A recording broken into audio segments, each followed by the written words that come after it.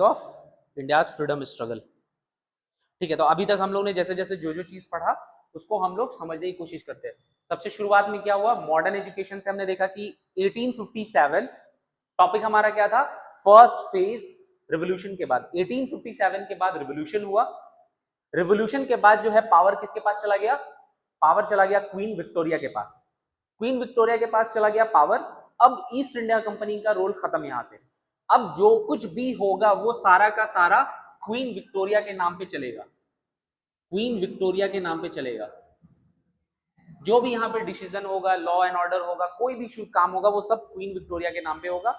अब ब्रिटिश में एक आदमी थे, उनका नाम था, मैंने कल क्या बताया था, उनका नाम था जिन्होंने इस्टेब्लिश किया था आईएनसी को, इंडियन नेशनल कांग्रेस को इस्टेब्लिश किया था। कब किया था आईएनसी का, इंडियन नेशनल कांग्रेस का स्थापना एस्टेब्लिशमेंट कब हुआ, 18 बताया था मैंने कल 1885 में हुआ। करने वाले आदमी का नाम था ए.ओ. ह्यूम। इसने सोचा कि जिस तरीके से लोगों ने रिवॉल्ट किया था 1857 में, तो आगे भी ऐसा रिवॉल्ट ना हो, उससे बचने के लिए उन लोगों ने क्या किया, ए.ओ. ह्यूम ने एक कांग्रेस संगठन बनाया जिसमें एजुकेटेड मिडिल क्लास के लोग रहेंगे। वो लोगों को हम ब्रिटिश की पॉलिसी और इन सब चीजों के बारे में बताएंगे और वो जाकर के अपने लोगों को बताएंगे, और रिवोल्यूशन आगे के टाइम पे ऐसा रिवॉल्ट रिवोल्यूशन कुछ भी नहीं होगा। लेकिन हमने देखा कि आईएनसी धीरे धीरे चल करके ये लोगों को ही रिप्रेजेंट करने लगी, और कुछ सालों के बाद जब हम लोग 1905 और इन सब के बाद देखेंगे कि कैसे कितना बड़ा कांग्रेस का रोल रहेगा, और फाइनली 1947 के बाद एक बहुत बड़ी पार्टी के तौर पर ये बन के आएगी और पंडित जवाहरलाल नेहरू इसी के प्राइम मिनिस्टर बनते हैं। ठीक है, तो ऐसे कर करके हमने देखा कि ब्रिटिश का कौन कौन सा रूल था, क्या क्या था ब्रिटिश का रूल।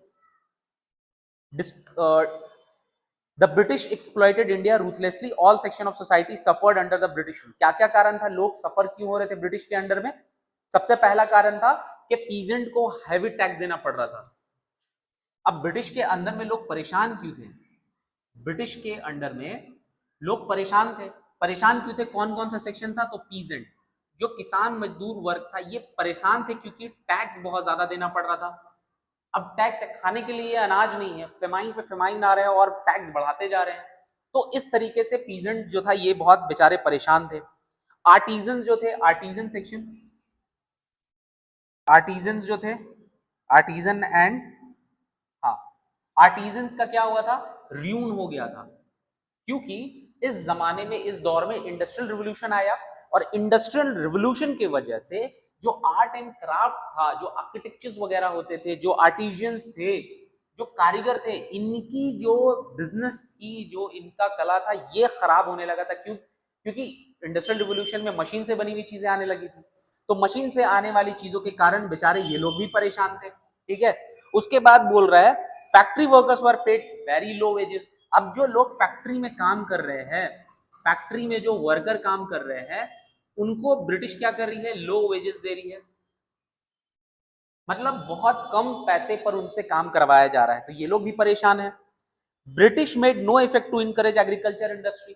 ब्रिटिश ने क्या किया, एग्रीकल्चर के लिए कोई काम ही नहीं किया, बस लोगों पे टैक्स लगाया, तुम मुझे बस अनाज दो, टैक्स के तौर पर दो, बस। उसमें कोई चेंजेस नहीं लाया कि बारिश नहीं हो रहा है तो ये हम पॉलिसी ला सकते हैं, एग्रीकल्चर को कैसे इंप्रूव करना है, तो ये तो पीजेंट परेशान, आर्टिजन परेशान, फैक्ट्री वर्कर्स परेशान, एग्रीकल्चर परेशान, एग्रीकल्चर जो फार्मर्स हैं। तो उस वक्त में सबसे ज्यादा जो पॉपुलेशन थी वो एग्रीकल्चर में इन्वॉल्व थी, ज्यादा ज्यादा लोग खेती करते थे। अब ये वर्ग परेशान है। ठीक है, इंडिया को ट्रीट किया जाता था, इंडिया को क्या किया जाता था, ट्रीट किया जाता था रॉ मटेरियल के तौर पर।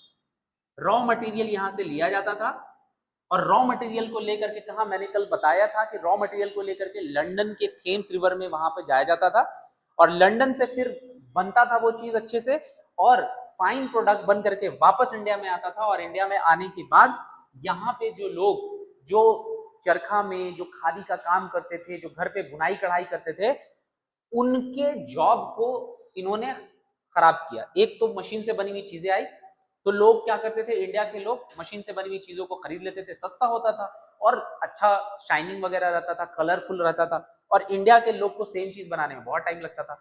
तो इन सब चीजों से लोग परेशान हुए ब्रिटिश से। अब परेशान होने के बाद लोगों के अंदर नेशनलिज्म का भावना जगा। नेशनलिज्म का भावना जो जागा उसमें सबसे बड़ा कारण था मॉडर्न एजुकेशन का। मॉडर्न एजुकेशन में लोगों के अंदर नेशनलिज्म को जगाया। अब नेशनलिज्म जगाने के लिए बहुत सा कारण था। ब्रिटिश ने, मैंने थोड़ा देर पहले क्या बताया, ब्रिटिश ने क्या किया, रेलवे शुरू किया अपने फायदे के लिए, पोस्टल सर्विस स्टार्ट किया और टेलीग्राफ स्टार्ट किया, सारा चीज किया शुरुआत अपने फायदा के लिए। बट इसके साथ कहीं ना कहीं इंडिया के लोगों को भी फायदा हुआ। लोग एक जगह से दूसरे जगह आसानी से चले जाने लगे, अपनी बात को पोस्ट के जरिए दूसरे तक पहुंचाने लगे। अब ये एक फायदा हो गया इससे। अब मॉडर्न एजुकेशन जब आया तो मॉडर्न एजुकेशन से लोगों ने राइट्स के बारे में पढ़ा, लोगों ने इक्वालिटी को पढ़ा, फ्रेटर्निटी लिबर्टी को पढ़ा। अमेरिका को कहां से पढ़ा, अमेरिका से राइट्स को इन्होंने लिया, equality fraternity liberty French revolution से लिया। और जब इंडिया की मिडिल क्लास जब इस चीजों को पढ़ने लगी, सीखने लगी, तो लोगों के अंदर एक कॉन्शियसनेस जगा कि अच्छा ऐसा हो सकता है, वहां पे ऐसा होता है, तो हमारे यहाँ पे ये लोग कैसे कर रहे हैं। तो ये मॉडर्न एजुकेशन का रोल रहा और धीरे धीरे लोगों के अंदर नेशनलिज्म की भावना जगी। अब भावना जगने, जब नेशनलिज्म की भावना जग गई, लोग जागरूक होने लगे, ब्रिटिश की एक्सप्लॉयटेशन समझ में आ गई, तो लोग रोल ऑफ प्रेस पे बात आ गई। अब यहां पर प्रेस आया। सबसे पहले अभी क्या मैंने बताया, फिर से बताइए। प्रेस जो बना, सबसे पहला जो प्रिंटिंग प्रेस बना था या जो इन्वेंशन उसका किया था, उस इंसान का क्या नाम था, उस इंसान का नाम था जोहान्स गुटेनबर्ग। जोहान्स गुटेनबर्ग ने सबसे पहली किताब, कौन सी किताब को छापा, अभी बताया था। सबसे पहला किताब जो उसने छापा, उस किताब का नाम था बाइबल। ठीक है, सबसे पहला जो किताब छापा उस किताब का नाम था बाइबल। और वहां से एक रिवॉल्यूशन के तौर पर शुरुआत होता है। और जो लोग पढ़े लिखे थे, एजुकेटेड क्लास थे, वो अब प्रिंटिंग के मदद के थ्रू अपनी बातों को मल्टीपल लोगों तक पहुंचा रहे थे। तो कह रहा है कि Indian press played an extremely important role in strengthening national consciousness. लोगों के अंदर नेशनलिज्म की भावना को जगाने के लिए प्रेस ने बहुत इंपॉर्टेंट रोल प्ले किया। न्यूज़पेपर जो थे, period highlighted the anti-Indian politics and British government asked the people to unite and work for the common cause। अब न्यूज़पेपर के जरिए लोगों को कहा जाता था कि जो भी प्रॉब्लम्स हो रहे हैं, इसको ऐसा मत समझो कि तुम पीजेंट हो तो सिर्फ तुम्हारे साथ प्रॉब्लम हो रहा है, आर्टिजन हो तो तुम्हारे साथ तुम्हारी बिजनेस रुइन हुई है, फैक्ट्री वर्कर हो तो तुमको कम वेजेस मिल रहा है। ये कॉमन काउज को समझो कि तुम सबके साथ ये प्रॉब्लम हो रहा है, तो तुम सबके साथ कॉमन काउज के लिए खड़े हो। और वैसे करके ब्रिटिश के अगेंस्ट में लोगों के अंदर फीलिंग को जगाना शुरू किया। ठीक है, both English and vernacular press become medium to mobilise public opinion and create a feeling of national bonding. क्या बोल रहा है, ब्रिटिश की लैंग्वेज थी इंग्लिश, बहुत सारे लोग इंग्लिश में पढ़े हुए थे, लेकिन इंडिया के बहुत सारे ऐसे लोग हैं जो इंग्लिश में नहीं जानते हैं। इंग्लिश के अलावा वो लोकल, मान लीजिए जैसे हम लोग झारखंड में हैं, तो झारखंड में वो लोग कौन से लैंग्वेज को समझ रहे हैं, झारखंड में हिंदी को समझ रहे हैं। हिंदी के अलावा उर्दू, नागपुरी, संथाली, खोरठा, बहुत लोग भोजपुरी भी बोलते हैं, भोजपुरी समझते हैं। तो जो पढ़े लिखे इंसान है वो इंग्लिश में लिखते थे। और वर्नाकुलर का मतलब होता है लोकल लैंग्वेज। इंडिया में बोले जाने वाली बहुत सारी भाषा है, उनमें से भोजपुरी है। भोजपुरी तो काइंड ऑफ डायलेक्ट है जो थोड़ा थोड़ा हिंदी से मिलता है।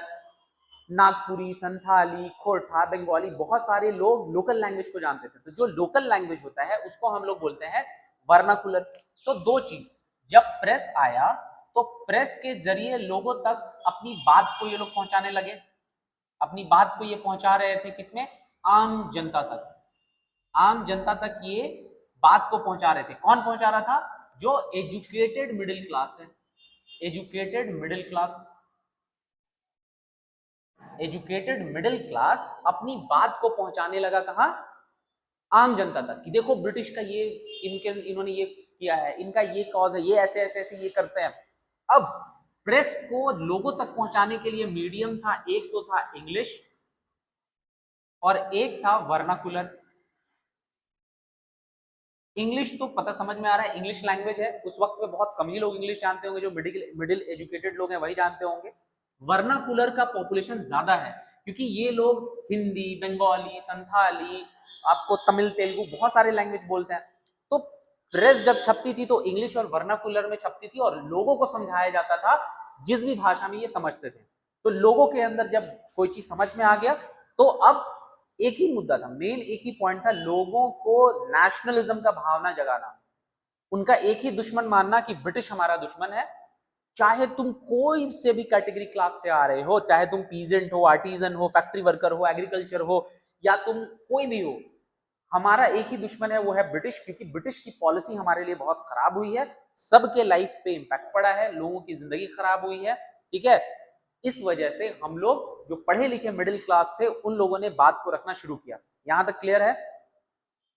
Government try to curb the growing feeling. अब जब ये सारी चीजें होगी तो क्या जो ब्रिटिश की सरकार है वो चुपचाप बैठेगी? नहीं नहीं, चुपचाप तो नहीं बैठेगी, कुछ ना कुछ तो करेगा वो। तो उसने क्या किया, प्रेस पे कंट्रोल लगाना शुरू कर दिया कि तुम ये नहीं छाप सकते, तुम ये नहीं कर सकते हो, अच्छा तुम ये छापते हो किताब, इसको बैन करो, इस चीज को तुमने छापा इसको बैन कर दो। फिर क्या करेगा वो, तुम छापने जा रहे हो, जैसे अश्विन आप है, अश्विन को कुछ ब्रिटिश के अगेंस्ट में छापना है, तो अश्विन ने लिख के छापा, लोगों को बहुत पसंद आया, लोग पूरा एकदम उग्र हो गए, अंदर जोश जाग गया, नेशनलिज्म। ब्रिटिश को ये बात खलने लगी, ब्रिटिश बोला नहीं, अब तुम जो भी कुछ लिखोगे ये मेरे पास आएगा, पहले मैं देखूंगा, हमारे खिलाफ में कुछ नहीं है तब मैं छापने दूंगा, अगर हमारे अगेंस्ट में कुछ रहा तो हम छपने ही नहीं देंगे। तो इस तरीके से तो फिर कोई फायदा ही नहीं है, लोगों तक बात पहुंचेगी कैसे, नेशनलिज्म की बात पहुंचेगी कैसे, ठीक है। तो ब्रिटिश ने यहां से धीरे धीरे कर्ब करना शुरू कर दिया। गवर्नमेंट ने try to curb feelings of the nationalism patriotism by banning newspaper and book. लोग न्यूज़पेपर छाप रहे थे और किताबें लिख रहे थे, बैन होने लगा, बैन कर दिया, बंद भाई, नहीं निकलने देंगे। जैसे इंडिया में एक सलमान रुश्दी करके राइटर है, ठीक है, उनके ऊपर में जो है अभी रिसेंट में अटैक हुआ था, क्योंकि उन्होंने एक बुक लिखी थी और उसमें उन्होंने प्रॉफिट मोहम्मद जो है उनके खिलाफ में बातें लिखी थी, तो वो इंडिया में बैन था वो चीज। तो अब हुआ क्या कि बेचारे, है ऐसे नहीं कि वो नहीं है, बहुत फेमस है, उन्होंने मैन बुकर प्राइज तक जीता हुआ है, तो उन पे अटैक वगैरह हुआ, तो वो उनकी जो किताब है वो इंडिया में बैन थी, ठीक है। हालांकि अभी कुछ टाइम पहले न्यूज में आया कि उनकी बुक को फिर से रिलीज कर दिया गया है। Now the work of scholar and writer like Bankim Chandra Chatterjee, Rabindranath Tagore, Subramania Bharati and Bharatendu Harishchandra, इन सब नाम को एकदम अच्छे से जहन में रखना होगा कि इन्होंने नेशनलिज्म की भावना, कौन कौन है देखिए, नेशनलिज्म की फीलिंग्स को बढ़ाने के लिए कौन कौन लोगों ने बहुत हेल्प किया? क्या बोल रहे हैं? रिकॉर्डिंग, हाँ हाँ हाँ, है, कोई नहीं, कोई नहीं,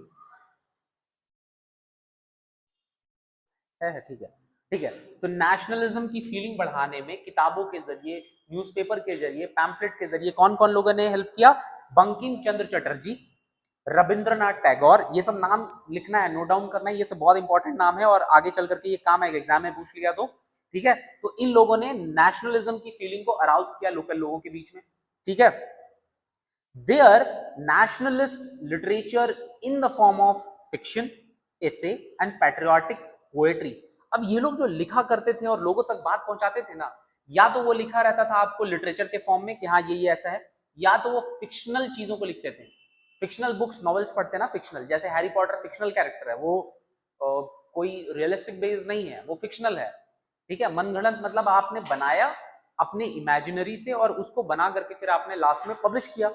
तो वो वैसे कहानी को बनाते थे कि फलाने जगह में एक आदमी था, उस इंसान के साथ ब्रिटिश ने ये अत्याचार किया, उसके साथ ये हुआ, तो लोग जब उसकी स्टोरी को पढ़ते थे तो लोगों के अंदर गुस्सा जागता था ब्रिटिश के अगेंस्ट में और नेशनलिज्म की भावना आती थी, ठीक है। और ऐसे लिखा करते थे वो लोग, फिर वो लोग कौन सा, पोएम के फॉर्म में लिखते थे, लोगों के अंदर जागरूकता लाने के लिए, जिसको हम लोग पैट्रियोटिक पोएट बोलते हैं, पोएट्री बोलते हैं। अब ये सब तो ठीक है, अब प्रेस में एक बहुत फेमस नाम आता है, उस इंसान का नाम है लॉर्ड लिटन, ये वायसराय था ब्रिटिश क्राउन का। इसने क्या किया, he removed import duties on British goods.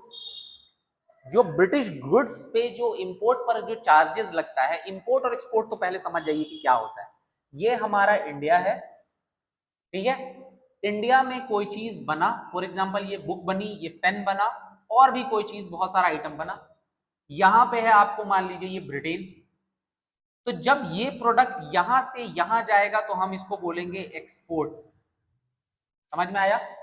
और यहां का कोई प्रोडक्ट जब इंडिया में आएगा तो उसको बोलेंगे इंपोर्ट, समझ में आ गया? तो ब्रिटिश की सामान, ब्रिटिश यहां से है, ब्रिटिश का सामान इंडिया में इंपोर्ट होगा। इंडिया में वायसराय कौन है? लॉर्ड लिटन। यहां पे सरकार किसकी है? ब्रिटिश महारानी की है। यहां पर एंटर होने से पहले यहां पर कुछ चार्जेस लगता है, जैसे कोई बॉल आएगा यहां एंटर करने के लिए, तो बॉल आएगा तो उस बॉल पे कुछ चार्जेस सरकार लेती है ताकि वो रन कर सके, गवर्नमेंट को, इंफ्रास्ट्रक्चर को मेंटेन कर सके। लॉर्ड लिटन ने क्या किया? बोला कि हम कोई चार्ज नहीं लेंगे, जो आ रहा है फ्री में आने दो। तो ये सही है? कैसे सही है? इंडियंस के लिए तो बुरा है। ये इंसान लॉर्ड लिटन जो है, लिटन तो ब्रिटेन का है, सरकार ब्रिटेन की है, पैसा जो आएगा वो यहाँ के लोगों के लिए होना चाहिए। तो वो उसने क्या किया? अपने देश से जो सामान आ रहा है उस पर क्या कर दे रहा है? इंपोर्टेंट नहीं ले रहा, कुछ नहीं ले रहा है, बोला आने दो सामान, आने दो। और यहां से जो सामान जा रहा है, जो यहाँ के बिजनेसमैन भेज रहे हैं, वहां पर उनसे पैसा लिया जा रहा है। भाई पैसा दो, तुम्हारा सामान यहाँ आया है, तुम पैसा दो, टैक्स दो। समझ में आया? तो लॉर्ड लिटन ने, वायसराय ने ऐसा किया, इंपोर्ट ड्यूटी को इसने हटा दिया। ही मेड इंडिया पे for the war against Afghanistan. अब इस वक्त में, इस जगह पर ध्यान दीजिएगा, इंडिया के इस पोर्शन में है अफगानिस्तान, पाकिस्तान के ऊपर साइड में है अफगानिस्तान। तो ब्रिटिश को उस वक्त पर डर सता रहा था कि कहीं ना कहीं रशिया अटैक कर देगा हम पर, तो उससे बचने के लिए इन्होंने पहले ही अफगानिस्तान पर अटैक कर दिया। और जो भी खर्चा हुआ अफगानिस्तान में, जो भी लड़ाई का पैसा खर्चा होना था, आर्मी को पैसा देना था, वो बोला कि सब इंडिया की जनता से हम टैक्स से लेंगे। ये कहां तक सही है? खुद एक्सपेंशन कर रहे हैं, खुद का फायदा हो रहा है, और पैसा ले रहे हैं किससे? इंडियन से पैसा ले रहे हैं।